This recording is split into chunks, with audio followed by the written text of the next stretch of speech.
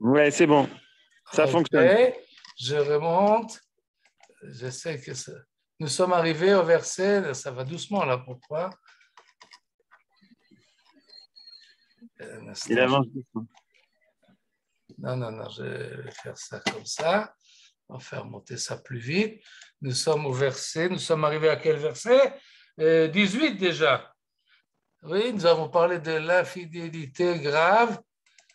18 parce que traite, alors il a du mal à monter. Voilà, ça monte trop vite là. Où on en est là maintenant? Verset 18. Non, c'est celui-là. Michael, je pensais que tu avais une source comme d'habitude. Si c'est trop, si ça t'embête. Non, là, tu vois, il y a des nouveautés. Voilà, on y est. Très bien. Super. Maintenant, on va voir si ça ne marche pas bien. On va reprendre comme avant. Et voilà. Vous l'avez là en hébreu et vous avez la traduction en parallèle. Ça conclut donc l'accusation que porte mon cher Rabbeinu sur le peuple juif. Comme on l'a vu précédemment, ce n'est pas forcément à sa génération qui parle, mais il dit quand je serai mort, voilà ce qui va arriver. Et donc, et quand il dit Shamanta Avita Kasita, c'est une accusation forte. Il dit non seulement, pas seulement elle est forte, mais elle est absurde, parce qu'elle provient du fait qu'Akadosh Baruch Hu nous a donné. Il nous a donné du froment, il nous a donné du raisin, il nous a donné les gras, des agneaux, etc. Et parce qu'il nous a donné tout ce que nous avons besoin, alors dans cette luxure-là, on a oublié celui qui nous donne et on va chercher ailleurs des autres idéologies. Et donc, cette infidélité est impossible. Et on passe donc au verset, à partir du verset 19. Si c'est comme ça, qu'est-ce qui va se passer?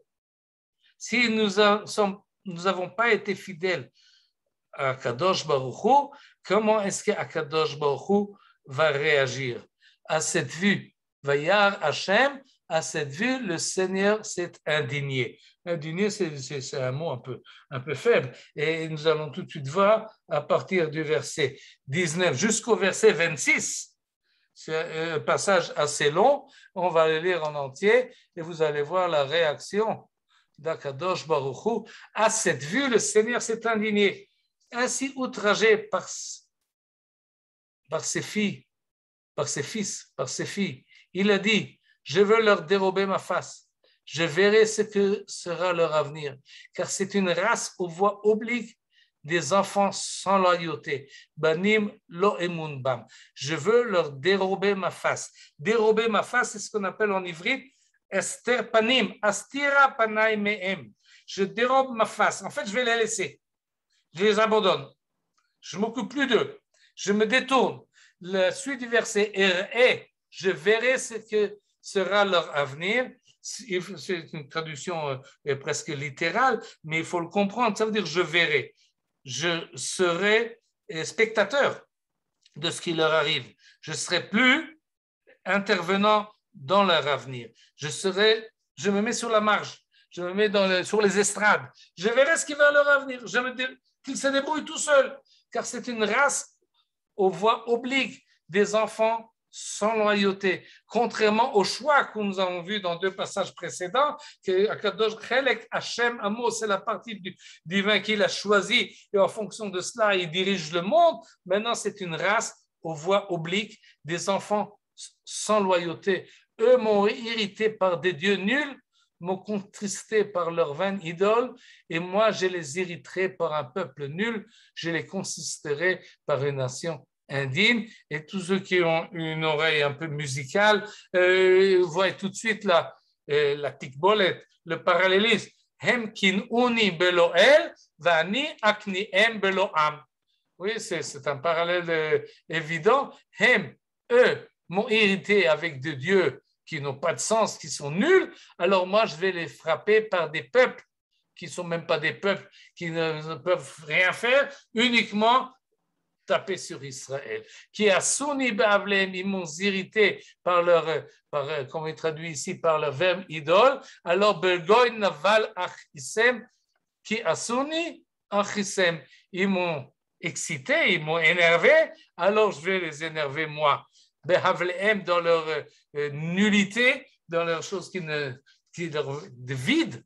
Begoy naval, par un peuple vide, je vais les frapper par des nations indignes. Oui, un feu s'est allumé dans ma colère, dévorant jusqu'aux profondeurs de l'éternel, de l'abîme. Il a consumé la terre et ses productions, embrasé les fondements des montagnes. J'entasserai sur eux tous les malheurs. Contre eux, j'épuiserai mes flèches, exténués par la famine, dévorés par la fièvre et des pestes meurtrières. J'existerai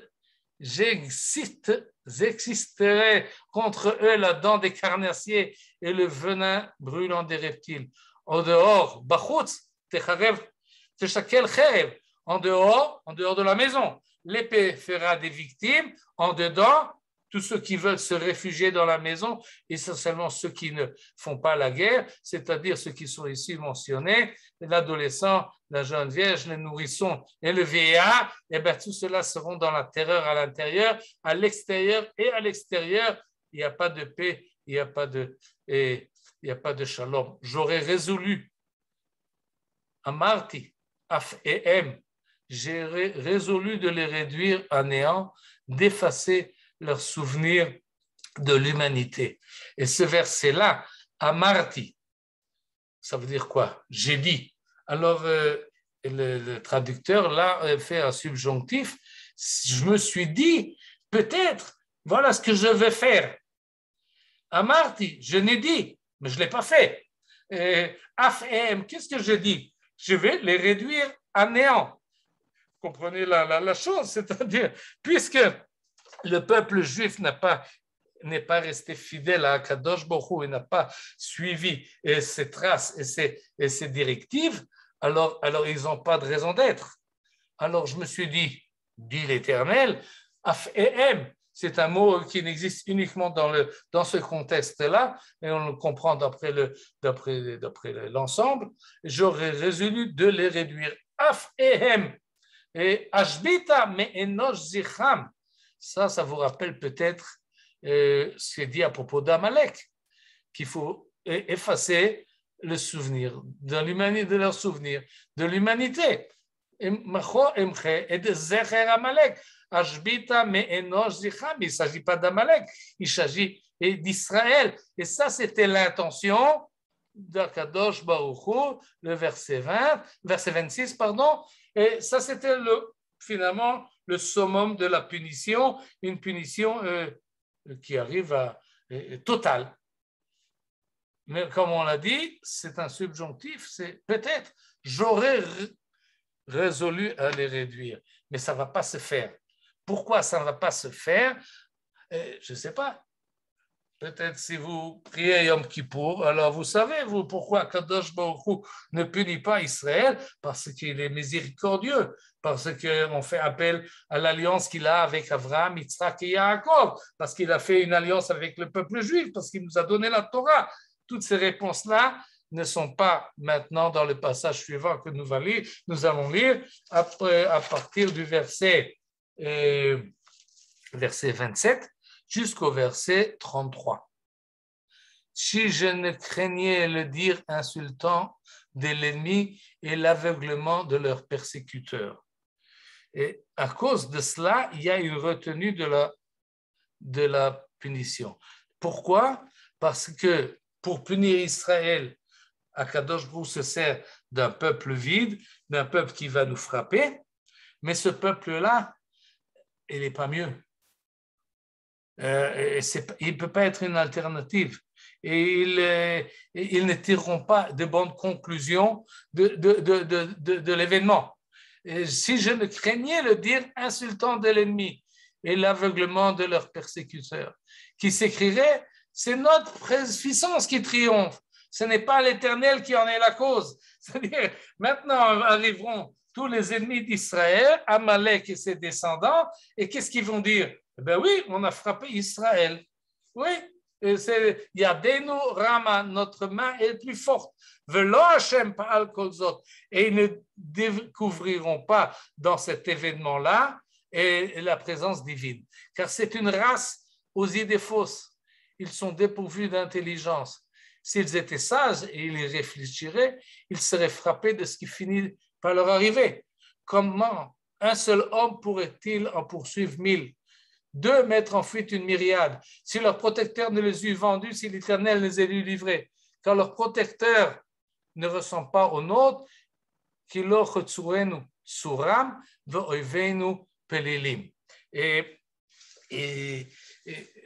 ça continue. Mais là, il faut faire attention de qui on parle exactement. Et les commentateurs se tournent sur deux possibilités. Quand on dit « car c'est une race aux idées fausses » au verset 28, de qui il s'agit? Est-ce qu'il s'agit d'Israël? Alors toutes ces accusations, l'Ouchachmou, s'ils étaient intelligents, ils en tireraient des conséquences. De qui il s'agit? D'Israël ou il s'agit des ennemis d'Israël? Qui est ici le peuple qui n'est pas sage, qui ne réfléchit pas et qui ne comprend pas la situation? Et c'est ambigu dans le texte, c'est pas évident.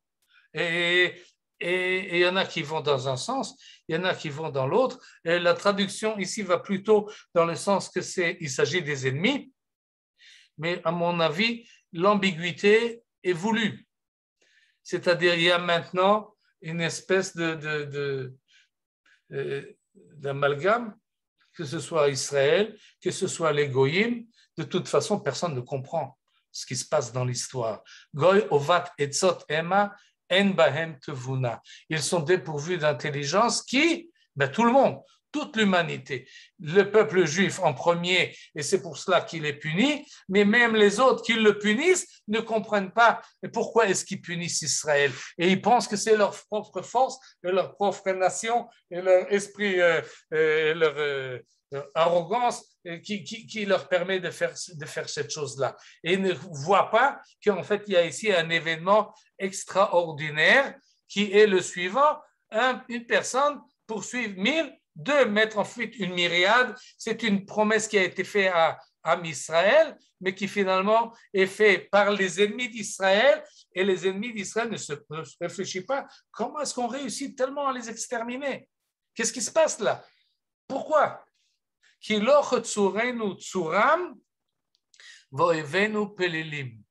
Car leur protecteur ne ressemble point au nôtre et nos ennemis sont une race à part. Et qui c'est qui dit cette phrase-là? Est-ce que c'est Moshe Rabbeinu qui dit Lo chotsurenu tsuram? Évidemment, ils auraient pu dire que c'est leur Dieu, mais leur Dieu n'est pas comme le nôtre. Est-ce que c'est de ça qu'il s'agit? Ou bien il s'agit qu'eux, ils continuent à dire Lo chotsurenu tsuram voivenu pelelim. Qui c'est qui dit cette phrase-là? Il y a une différence, disons, dans la rhétorique, dans l'argument qui est donné, mais finalement, on arrive plus ou moins à la même chose. Si c'est nous qui parlons d'eux, alors qu'est-ce qu'on veut dire par là? Oivenu pelilim, ils sont une race à part. Pelilim, en fait, c'est des plili, comme on dit en ivrite actuel, et ils sont accusés, ils sont des délinquants. Et ce n'est pas seulement une race à part. Et la suite en fait preuve. Du fait, leur vigne, et on va suivre cet argument-là, les oivim, les ennemis, eux, ils sont pas mieux que nous.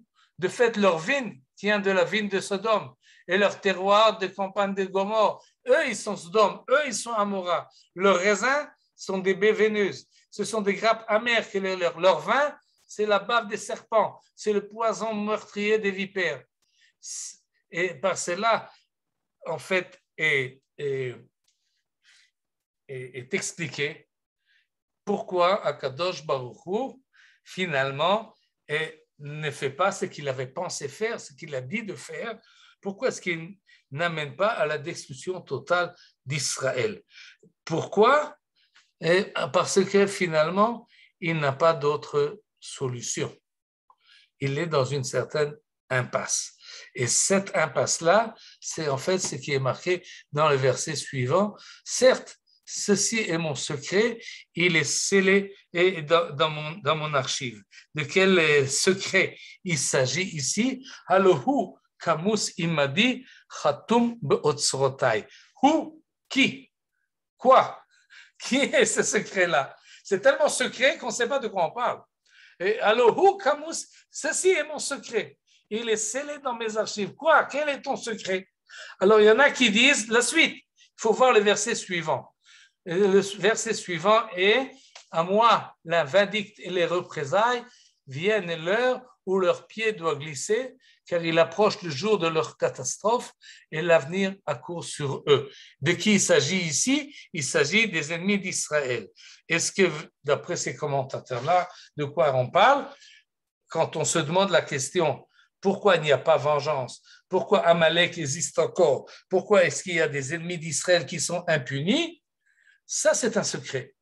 Alohu kamusimadi, khatum beotsrotai. Ça, c'est un secret. Il est scellé dans mes archives que l'on peut comprendre. D'abord, je vous dois pas de compte rendu, mais plutôt, il faut comprendre cela. N'ayez pas peur. Je m'en rappelle. Je le garde. Ce secret, Camus, il m'a dit, je le tiens chez moi. Je regarde, ça arrivera un jour. Et comme ça, c'est la suite. À moi, la vindicte et les représailles viennent l'heure où leur pied doit glisser. N'ayez pas peur, ça va arriver, puisque le peuple juif avait eu sa punition. Pourquoi eux ne la reçoivent pas? N'ayez pas peur, Camus, il m'a dit, ça va arriver. Mais je pense que ce verset-là, il est central ici dans la Shirata Azinu, parce que, comme je l'ai dit précédemment, il y a là un secret qui n'est pas dévoilé, mais qu'on comprend son importance. Et c'est en fait, qu'est-ce que Akadosh Baruch Hu veut d'Israël? Ou en d'autres termes, puisque le peuple juif n'a pas été fidèle, alors je comprends qu'il va avoir sa punition. Mais puisque les autres peuples ne sont pas mieux, et peut-être qu'ils sont pires, alors qu'est-ce que va faire l'Éternel avec l'humanité? Alohu kamus imadi chatu veotsrotai. Ça, c'est un secret qu'on ne comprend pas très bien et on n'arrive pas à déceler. Et ça, il faut voir la suite d'après cela, parce que finalement, on va voir comment ça va être traduit dans les versets suivants. Le passage suivant, c'est du verset 34 à 43, une dizaine de versets qu'on va lire d'un trait. Et vous allez voir de quoi on parle. Ensuite, on va essayer d'expliquer. Faites attention au verset 38 et suivant aussi. Et, en tout cas, regardez. À moi, dit Akadosh Baruch Hu, à moi la vindicte et les représailles. Vienne l'heure où leur pied doit glisser, il s'agit des goïms, car il approche le jour de leur catastrophe et l'avenir accourt sur eux. Oui, l'Éternel prendra parti pour son peuple, pour ses serviteurs, ça il s'agit d'Israël, il reviendra pour ses serviteurs, il reviendra propice, lorsqu'il les verra à bout de force, sans appui et sans ressources. Alors il dira, où sont leurs dieux? Ces rocs tutélaires, objets de leur confiance, qui consomment la graisse de leurs victimes, s'abreuvent du vin de leur libation. Qu'ils se lèvent pour vous tout guérir, qu'ils soient pour vous une sauvegarde. Reconnaissez maintenant que c'est moi qui suis Dieu, moi seul, et nul Dieu à côté de moi, que seul je fais mourir et vivre, je blesse et je guéris, et qu'on ne peut rien soustraire à ma puissance. Oui, j'enlève la main au ciel, j'en atteste mon éternelle existence, quand j'aiguiserai l'éclair de mon glaive, quand ma main s'armera du châtiment, je prendrai ma revanche sur mes adversaires, je paierai de retour mes ennemis. J'enivrerai de sang mes flèches et mon glaive se répétera de chair, du sang des mourants et des captifs du crâne des capitaines ennemis. Je ne sais pas si vous n'avez pas frisson dans le dos. C'est terrible ce qui est marqué là. Et heureusement, on ne comprend pas toujours ce que l'on lit. Mais en fait, ce qu'Akadosh Baruch Hu dit ici, c'est qu'il arrivera un temps où finalement Akadosh Baruch Hu reprend Israël. Mais il reprend Israël uniquement parce que il n'y a pas de choix, parce qu'il n'y en a pas d'autres qui sont mieux. Alors il va dire à Israël, vous voyez, où sont? Je vous amène au plus bas, et comme on s'est marqué ici, et lorsqu'ils sont sans appui et sans ressources, alors il pourra leur dire, bon, maintenant, qui c'est qui va vous sauver? Eh bien, moi, je vous sauve, encore une fois, je vous sauve. Et alors, vous saurez, sauf, finalement, qu'il n'y a que moi qui est ici. Maintenant, regardez, verset 39, qui est Ani, Hu, Ve'en Elohim imadi. Ce qu'ils auraient dû savoir, Hashem Badad Yanchenu, Ve'en Imo El Nechar. Et là, on a l'écho de ce verset-là. Et, non, c'était le verset, où on allait là? Je me suis perdu ici. Où c'est ce verset-là? En Elohim, il m'a dit, il a disparu. Non, il est là. Voilà. Non, pourquoi je l'ai perdu? Non. Voilà. Très bien, verset 39. Comme dit ce verset-là, il est. Ça ne marche pas. Voilà. Cette conclusion-là, qu'il attendait des ennemis d'Israël, mais ils n'ont pas réagi comme il faut. Ce verset-là, maintenant, Israël peut l'accepter parce qu'il n'a pas de choix non plus et il ne peut être qu'avec Akadosh Baruch Hu, qui ani, hu. L'expression est formidable. Oui, je suis lui. Ani, hu. Et il n'y a que moi. Et en fait, Ve'en Elohim, il m'a dit, Ani Amit, reconnaissez maintenant que c'est moi qui donne la vie, c'est moi qui donne la mort, c'est moi qui frappe et c'est moi qui guérit. Et donc, je vais frapper maintenant les autres. Et les autres je vais m'enivrer de sang, mes flèches, mon glaive va se nourrir de leur chair, midam halal veshivia, mirosh par otoyev, des crânes des capitaines ennemis. Et là, on arrive au dernier verset même Gimel, verset 43, qui nous dit la chose suivante, qui fait en fait un saut. On arrive finalement voilà, le combat est fini, et la plaine est pleine de sang et de mort. Et alors Akadosh Baruch Hu ou Moshe Rabbeinu s'adresse au peuple, Goyim, Harninu Goyim Amo, Kidam Avadav Yikom, nation, félicitez son peuple, c'est-à-dire le peuple de Dieu, le peuple d'Israël. Pourquoi? Car Dieu venge le sang de ses serviteurs. Et ses serviteurs ont été frappés, ils ont peut-être mérité qu'on les frappe, mais finalement, ils ont été frappés par des peuples qui ne valaient pas plus, et donc il y a besoin de vengeance, et Dieu les a vengés, et il venge le sang de ses serviteurs, il les exerce sa vindicte sur ses ennemis. Donc, Harninu Goyim Amo, félicitez Am Israël, parce qu'Akadosh réhabilite finalement et sa terre et son peuple, Vechipev Admato Amo, qui est traduit ici, je crois justement, réhabilite, pardonne, s'apaise avec la terre et avec son peuple, et par cela finit la Shirat Ha'azinu, par une réhabilitation de la terre et du peuple. Et c'est pas seulement la fin de la Shirat Ha'azinu, c'est les dernières paroles que dit Moshe Rabbeinu. C'est par ce chant-là, c'est par cela qu'il finit. Parce que, qu'est-ce que vous avez là? Vous avez peut-être le texte encore devant vous. Je ne vais pas revenir sur la fin du chapitre 32. Qu'est-ce qu'il dit, ce chant? Et qu'est-ce qui se passe tout de suite après?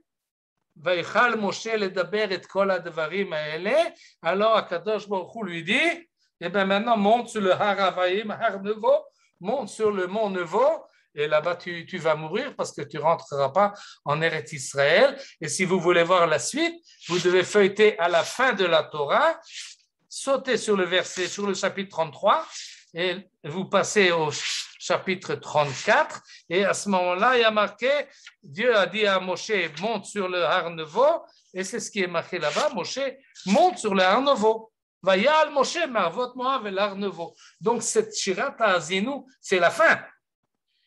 Maintenant, si vous me dites, mais il y a le chapitre 33, les bénédictions qu'on va lire à Simchat Torah avec beaucoup de joie et beaucoup de danse. Vezot habracha asher berach Moshe et Bnei Israël, les bénédictions que Moshe fait au peuple juif. Mais il faut savoir, ces bénédictions-là, il faut les ramener à Parashat Vayelech. Parashat Vayelech. Qu'est-ce que ça veut dire Vayelech? Qui est allé?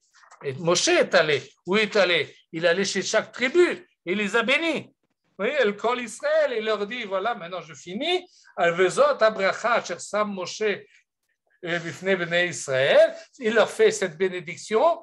Il finit la bénédiction. Il leur dit, j'ai encore quelque chose à vous dire. J'appelle les cieux, j'appelle la terre, et je vous dis, Shirat HaAzinu. Une fois que je serai monté au Har Nevo, ça va se passer dans quelques instants, je sais très bien ce qui va se passer avec vous, vous serez iniques, vous serez infidèles, alors je dois vous avertir, voilà l'histoire, voilà la vue historiosophique que Moshe Rabbeinu laisse en dernier, et c'est ça qui pose, Arninu goyim amo kiddam avadav yikom, Nakam yashiv letzara vechiper admato amo.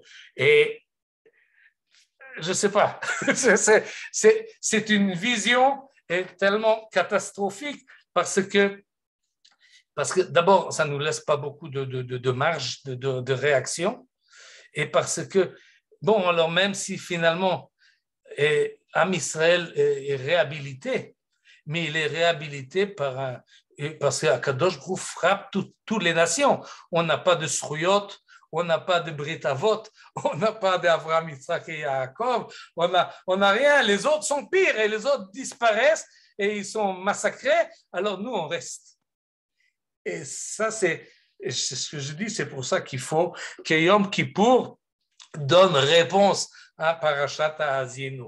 Il y a là une position qui est très difficile à accepter, qu'on va tout de suite quand même expliquer et donner jugement, mais finalement, on a besoin de Yom Kippour, parce que Yom Kippour, c'est autre chose.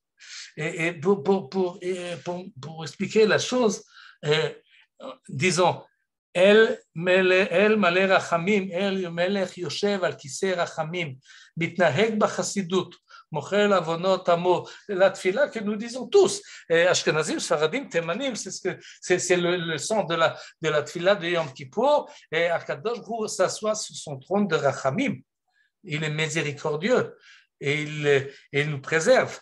Et on dit les Yud Gimel Midot de Rachamim une fois, 2 fois, 3 fois, 13 fois, et on les répète. Hashem, Hashem, El Rachum Vechanun, Erech Hapai Verav Chesed Ve'emet. Dieu est miséricordieux, il est patient, il nous attend, il nous tend la perche, etc., etc. Donc, on implore à Kadosh Baruch Hu, et on mentionne le mérite des patriarches, Akedat Yitzhak, Avraham, Yaakov, même Moshe, et donc, et c'est une ambiance entièrement différente et qui est beaucoup plus et qui nous permet de demander pardon, et finalement on croit à ce pardon-là. Et non seulement on le croit, mais on active pour qu'il y ait pardon. Qui c'est qui fait l'essentiel du travail pour qu'on soit pardonné? Kohen Agadol Bet Hamikdash, le descendant de Aharon à Kohen. Et là, on a peut-être la clé pour comprendre ce qu'est de Parashat HaAzinu. Parashat HaAzinu, c'est Moshe Rabbeinu. Yom Kippour, c'est son frère Aharon HaKohen HaGadol. Et là est la grande différence. Moshe Rabbeinu, c'est la vérité absolue. Pour lui, il n'y a pas de de cadeaux gratuits. D'ailleurs, il finit cette Shirat Ha'azinu, et qu'est-ce qui se passe? Akadosh lui dit, vous pouvez voir les versets, monte sur le Har Nevo, tu verras Eretz Israël, mais tu n'y arriveras pas. Pourquoi? Parce que tu ne m'as pas sanctifié. Au nom d'Israël, on a parlé dans Parashat Kitissa. Et donc, Moshe Rabbeinu, c'est comme ça qu'il a une vue d'Akadosh Baruch Hu, Emet Muchletet, une vérité absolue, din. Comme c'est marqué, on n'a pas, je reviens un peu maintenant sur ce verset, Hashem Yadin Amo, Akadosh Baruch Hu fait justice sur son peuple. La justice, tu as fauté, et bien voilà la punition, voilà ce qui arrive. Il n'y a pas en tout cas dans Shirat Ha'azinu, il n'y a pas de possibilité de chercher ailleurs sauvetage, uniquement lorsqu'on sera à bout de souffle. Alors Akadosh Baruch Hu, ça c'est la vision de Moshe Rabbeinu, celui qui nous a donné la Torah, celui qui cherche la vérité et dans tout. Parce qu'Akadosh Baruch Hu émet, vetorato émet. Et donc, il n'y a pas de compromis dans la vérité, on ne peut pas jouer avec ça, c'est très sérieux. Aaron à Cohen et dit oui, mais. Et le mais, c'est ça qui est important à Yom Kippour. Oui, Akadosh Baruch Hu, tu es le maître du monde, comme on l'a proclamé à Rosh Hashanah. Oui, tu peux faire du monde tout ce que tu veux, tu es le maître du monde, c'est toi qui l'as créé, c'est toi qui l'organise, c'est toi qui fais tout. Alors, tout est dans tes mains. Mais Bevakasha, s'il te plaît. Et ça, c'est Aharon à Cohen. Et ce mais-là, il n'est pas évident. Il n'est pas évident. Et non seulement il n'est pas évident, mais il faut faire attention. Parce qu'à bout d'années et de siècles, où le monde continue à tourner malgré sa déchéance et malgré ses fautes et malgré son comportement qui n'est pas valable. Alors pourquoi le monde continue à exister? Eh bien parce que peut-être tout ce truc-là de Kapara n'existe pas. C'est comme si on jouait le jeu, on demande pardon, il nous pardonne et on continue la même chose. Et s'il n'y avait pas ce Shirat Ha'azinu, s'il n'y avait pas ce sentiment profond, cette connaissance, cette conviction que Akadosh Baruch Hu est là et il est présent et il peut effectivement tout faire, alors El Malé Rachamim, c'est fade, c'est du théâtre. Ça peut être quelque chose qu'on pense que, comme le disent les Chachamim, Echta veyom Kippourim yechaper. Moi, je fais mes fautes et viendra Yom Kippour, le Sa'ir la Azazel, il y aura pardon. Et on continuera comme ça. Echta veyom Kippourim yechaper. Ou bien Echta ve'ashuv. Bon, alors je ferai tchouva, je continue, etc. Comme si c'est un roulement et c'est un jeu. C'est pas un jeu, c'est très sérieux, c'est très grave. Et c'est cela que Moshe Rabbeinu nous dit dans Shirat Ha'azinu. Il y a effectivement Akadosh Baruch Hu, Melech HaOlam, et Tzur, comme on dit, il l'appelle Tzur, dans un rocher. Oui, ça c'est l'image que nous avons là au long de Parashat Ha'azinu. Et Akadosh Baruch Hu, Tzur yeladecha teshi. Tu as oublié, Lochu tzurenu tzuram. Hatzur tamim paolo. Ce rocher immuable, il existe, il est là. Et c'est en face de lui qu'on se tient, et c'est en face de lui qui peut, du jour au lendemain, et faire ce qui est marqué dans Parashat Ha'azinu. Mais nous, on demande rachamim, on demande pitié, on demande patience, on promet et on ne triche pas. On veut effectivement améliorer, et Akadosh Baruch Hu attend qu'on s'améliore, et on s'améliorera, on le fera, et on va le faire, et autoto, ça va. Et si on ne l'a pas fait en Tafshin P Aleph, alors on va le faire en Tafshin P Bet. Et donc, il faut prendre, comment dire, et Yom Kippour, mais pas Yom Kippour sans Parashat Ha'azinu, certainement pas Parashat Ha'azinu sans Yom Kippour, parce que on serait perdu, mais non plus pas Yom Kippour sans Parashat Haazinu.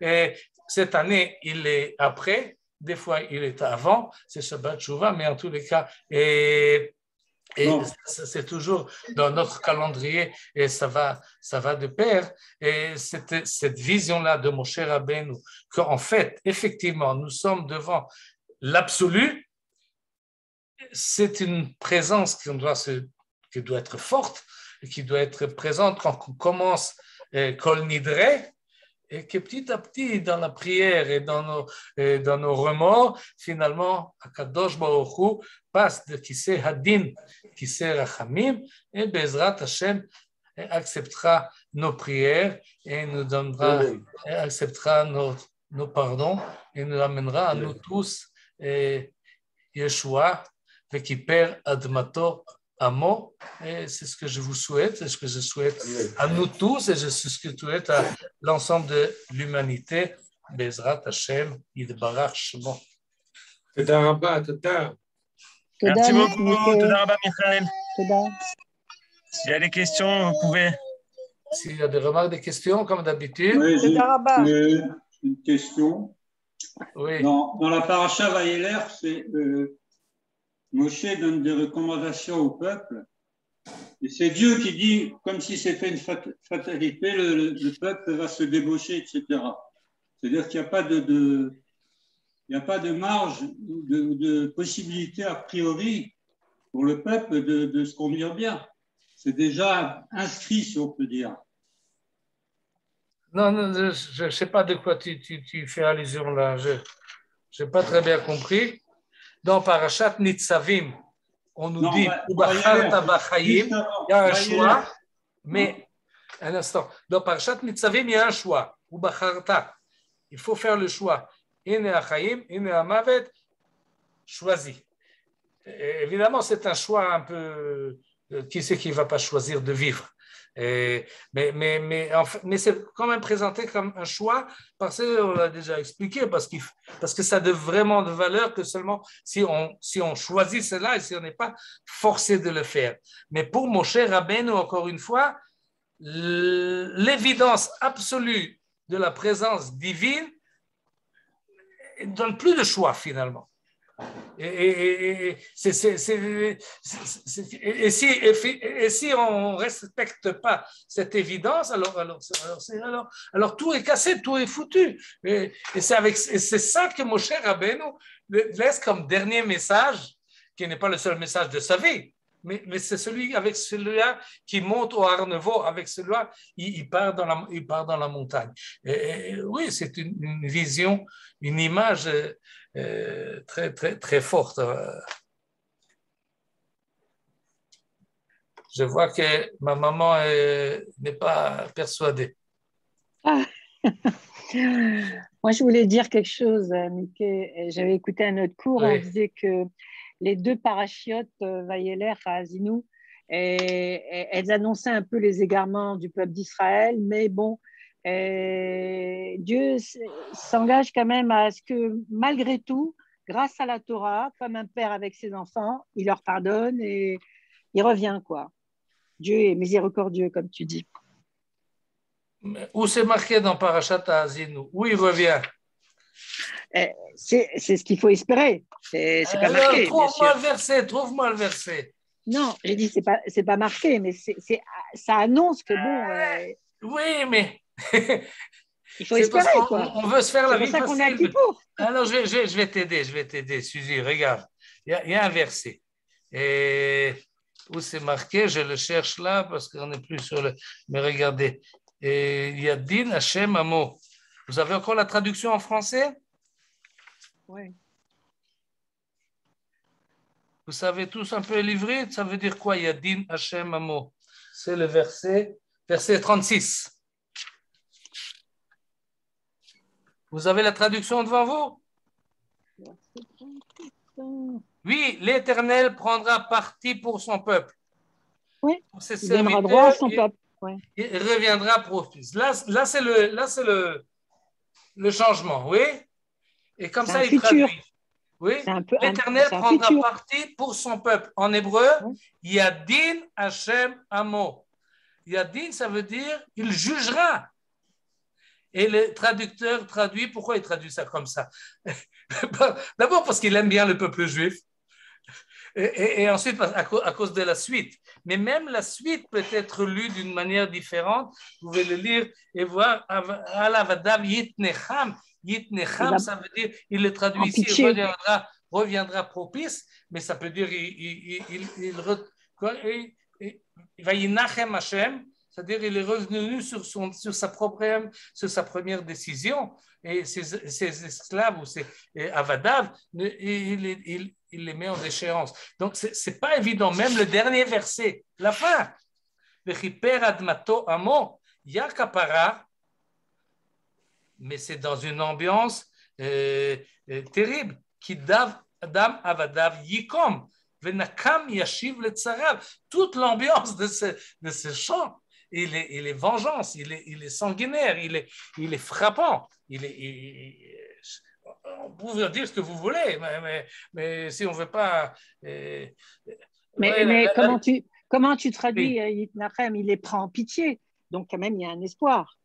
Si ça vient du mot Rachamim ou bien Nachum, Rachum vechanoun, oui, mais si tu cherches dans disons par exemple, avant le déluge, il y a marqué Vayinachem Hashem, oui, Akadosh Baruch Hu, désespéré de la création. C'est vrai, oui. Et donc le terme, il est encore une fois ambigu. Je suis pro, moi, je suis pauvre, j'aimerais bien, pas seulement j'aimerais bien. Regardez, l'habitude, la tradition juive n'aime pas finir avec des malédictions et des avertissements graves. Alors toujours on finit, chez nos frères Sfaradim, quand on a une haftara, on finit toujours Goalenu Hashem Tsevaot Shemo Kadosh Israël. Pour finir en beauté, et quand on dit Shira Shirim, on ne reste pas sur le dernier mot, mais on revient un verset en arrière, parce que la dernière phrase, elle est compliquée, elle n'est pas tellement sympathique. Alors on revient à la précédente. Même chose dans Megillat Techa, on revient un verset en arrière. On essaie de finir en beauté. Et c'est pour cela, entre autres, que Vezot Abracha et après Azinu. Contrairement à l'ordre chronologique des choses, d'abord il a fait la bracha, c'est pareil, il a dit oui, je vous bénis, etc. Et ensuite, il a dit son grand avertissement, on préfère finir avec Vezot Abracha, et moi aussi, je préfère finir avec des brachot, et toujours quand on fait des drachas, et Bial Goel Tzedek B'mira B'Yameinu, Amen Amen. Voilà, on finit pas avec, et c'est vrai, et c'est bon, et ça donne espoir, et toute la notion de teshuva, elle est là-dedans. Oui, mais finalement, la teshuva n'a de sens véritable que si on a Azinu en face des yeux. Sinon, c'est un peu de la mascarade. Si on comprend profondément qu'Akadosh Baruch Hu a le choix, et ce qui est plus évident, c'est qu'il frappe, alors on comprend que lorsqu'il s'assoit sur le Kisser Rachamim, waouh, Toda Rabba. C'est pas quelque chose d'évident. Dieu miséricordieux. Non, Dieu peut être Dieu de justice et on demande miséricorde. Vous pouvez reprendre Vayinachem, quel était l'autre sens, l'autre traduction? Oui, qu'il est revenu sur lui.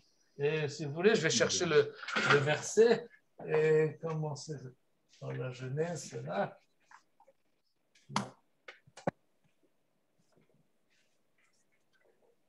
Si je le trouve rapidement. Oui, les Hitnecham. Comment c'est marqué? Lo il veyichazeh veyitnecham. Hitnecham, c'est revenir sur sa propre première décision. Celui qui revient en arrière. D'accord. Vayinachem Hashem al kol hara'a asher asa le'amo. Oui. Et encore d'autres versets. Je fais appel essentiellement à celui avant du déluge, parce que c'est la raison du déluge. Akadosh créer le monde, et finalement il a décidé Voilà, vers Bereshit 6, chapitre 6, verset 6. Vayinachem Hashem ki asa et Adam. Traduction, et l'Éternel regretta d'avoir créé l'homme sur la terre. C'est un regret. D'accord. Alors, il regrette ses serviteurs. Donc, mais on C'est peut qu'il- comprendre. s'il regrette, c'est qu'il a pitié. Il vaut mieux. Il y a des Mekoubalim qui disent donne jamais une interprétation qui est mauvaise, parce que si tu interprètes bien, alors ce sera bien. Pense est bon, et alors il sera bon. Alors il faut toujours tourner la phrase du bon côté. Mais je crois qu'il faut faire kavod à Moshe Rabbeinu. Oui, Madame Annette Sigal. On ne vous entend pas, votre micro est fermé. Le problème de ces deux parchiotes, c'est Dieu, il voit ce qui va se passer au futur. Alors, il nous prévient. Donc, lui, il voit. Nous, on ne voit rien du tout. Alors, le problème, c'est que, soi-disant, on nous a donné le choix. Mais lui, Dieu, il sait quel choix on va prendre. C'est une contradiction en soi. Donc, Oui. en fait, quand Dieu nous a créés, il savait tout ce qui nous arriverait et il savait les conneries qu'on fera. Mais le problème étant que nous, on nous a dit, tu as le choix. Et il semblerait qu'on n'a pas le choix. C'est une contradiction. C'est vraiment le problème et c'est formidable ce que c'est montré, comme vous avez dit. Et nous, on est des optimistes. Il va avoir pitié de nous. C'est tout ce qu'on a, c'est tout. Mais les bêtises, on les fera. Et il le sait déjà. C'est ça qui est terrible. Mais on ne veut pas les faire, les bêtises. Mais il sait qu'on va les faire puisqu'il voit le futur. Parce que les conditions humaines sont telles. Lui, parce que Dieu voit le futur. Et nous, on ne le voit pas. Et nous, on ne voit pas. Alors, nous avons, si vous voulez... Soi-disant le choix. Oui, vous êtes revenu sur cette idée-là déjà plusieurs fois dans le courant de l'année. Mais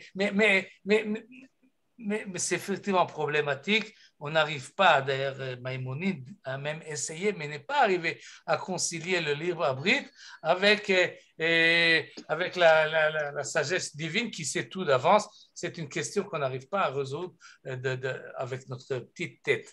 Mais alors, je ne sais pas. Alors, comment on va vivre? Alors, qu'est-ce que je fais demain matin? Avec ma petite tête. Je me lève tôt pour aller au slichot ou non? Je décide quand le réveil va sonner. Je lui dis de se taire et de me laisser dormir, ou bien dit merci beaucoup, je me lève et je vais. Finalement, je décide. Et c'est vrai que l'humanité n'a pas tellement de srouillotte finalement devant l'absolu. Mais on essaie quand même d'avoir de bons avocats et qu'on arrivera à s'en sortir et qu'Akadosh Baruch Hu nous tendra la perche et nous donnera encore un bout de temps pour prouver nos bonnes intentions. Mais effectivement, devant l'éternel, devant l'absolu, devant l'éternité, devant l'immensité. Et c'est un sentiment, je crois qu'il est important de l'avoir au début du Yom Kippour. À la fin, on sonne le chauffard et on fait Birkat Alevana et on reprend à zéro, Bezrat Hashem, un nouveau cahier, page blanche. Merci pour le joli cours. Merci pour ce joli cours. Toda. Ma Fatima Tova, à tout le monde. Merci. La conclusion positive entraînera l'élément de bien. La sortie heureuse. Je n'ai pas compris. Vous l'avez dit très bien dans l'interprétation. Il faut choisir l'interprétation positive. Oui. Donc, oui. À la fin de Yom Kippour, on prend aussi l'interprétation positive. Oui, c'est ce qu'on fait. Positive. Et on peut prendre ensuite l'idée d'Annette, c'est-à-dire de prendre Tirat Aznou comme un avertissement. Faites gaffe, faites attention. Voilà ce qui peut arriver. Justement, on n'est pas obligé de penser que Dieu sait tout à l'avance. La notion du Dieu Pantocrator qui a tout pouvoir, c'est pas nécessairement totalement juste. En tout cas, la notion de Teshuvah reprend la liberté de décision à nous. Et Oui. même quand on a fauté, on peut nous corriger. Et c'est beaucoup plus positif, beaucoup plus, oui. Et Parashat Haazinu, je m'excuse de l'avoir dévoilé, ce qui est marqué dans ces versets qui sont un peu flous, mais mais c'est marqué dans la Torah. Et je pense que Moshe Rabbeinu, c'est une personnalité, peut-être la seule au monde qui a pu se mettre en face de cela et rester sur ses pieds et voir Panim el Panim à Kadosh Baruch Hu. Et c'est Moshe Rabbeinu qui a dit Hashem, Hashem el Rachum vechanun erech apayim verav chesed ve'emet. Et ça va ensemble. Et il faut voir l'ensemble et pas disséquer les choses. Moshe Rabbeinu et Aaron HaKohen HaGadol, ce sont des frères siamois.